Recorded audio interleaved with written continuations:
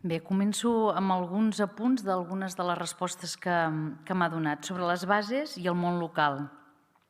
Li haig de dir que la informació que jo tinc és que no va ser tan taxatiu com vostè afirmava, però en qualsevol cas, per no dubtar de la paraula de ningú, no? La sobirania del Parlament també és important i la llei va ser aprovada, a més, per una àmplia majoria i en aquesta llei es recollia que els operadors i els gestors podien ser beneficiaris previ permís de l'Ajuntament. I no crec que això sigui incompatible amb que diferents ens locals ho vulguin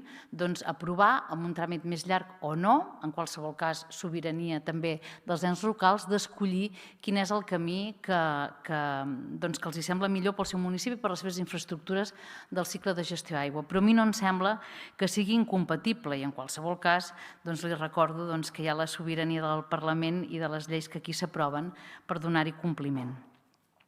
Segon apunt, no és malfiança quan li parlava d'aquella aprovació inicial d'octubre del 2022 al Consell Tècnic del Pla de Conca. Ja li dic, no és malfiança, però sí que han passat molts mesos, veiem que es van incorporant nous acords i que aquests no s'incorporen en el Pla de Conca. Hi havia el pla a l'octubre del 2022, llavors va venir el decret unilateral per part del Govern de la Generalitat, llavors va venir la cimera, llavors ha vingut la llei que ve a rectificar el decret, llavors la taula nacional. Jo crec que convindrà amb mi que potser l'ordre no ha estat el més adequat a l'hora de gestionar tot aquest període de sequera i que molt probablement tant la taula nacional com la cimera haguessin hagut de ser prèvies al decret i a la llei i que en qualsevol cas aquest Pla de Conca hauria d'incorporar totes aquestes modificacions que s'han anat fent. Per tant, no és malfiança, però no voldríem pensar que des del seu departament s'ha marcat com a guia aquest Pla de Conca i tot allò que es vagi aprovant posteriorment es va adaptant i es va acomodant a aquest pla sense tenir en compte que pot haver-hi marcs legals posteriors amb infraestructures que, com li deia, de manera sobirana aquest Parlament decideix que són prioritàries urgents i que no estan incorporades, com li deia, al Pla de Conca. No sé si petar l'acord és una expressió adequada al que va fer el grup parlamentari. Jo diria que no, el grup parlamentari socialista a la cimera, però sí que ens semblava important, i ens hi reiterem, que confrontar usos d'aigua no és una bona política ni un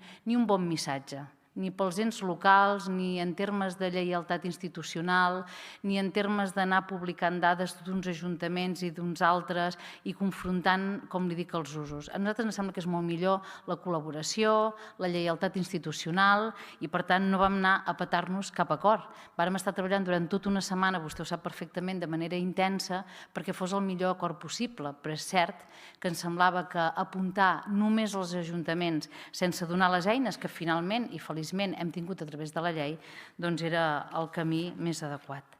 I en aquest minut i mig que em queda, vostè m'ha donat detall d'alguns calendaris i li agraeixo.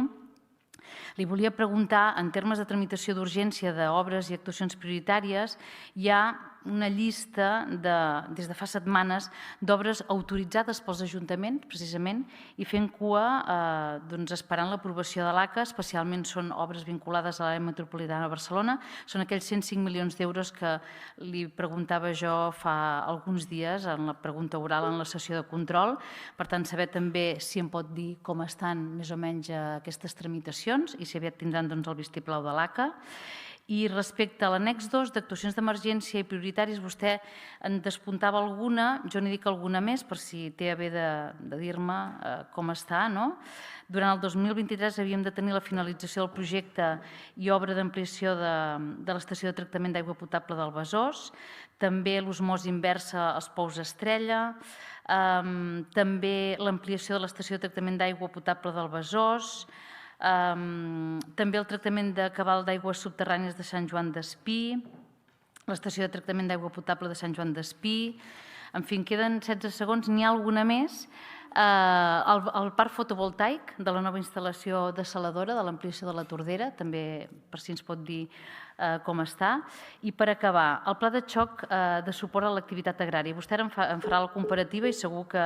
hi sortirà perdent el govern espanyol respecte al govern de la Generalitat pel que m'apuntava. En qualsevol cas, ja sap que jo sempre penso que un ha d'assumir les responsabilitats pròpies, però més enllà d'aquestes ajudes puntuals, el pla de xoc en si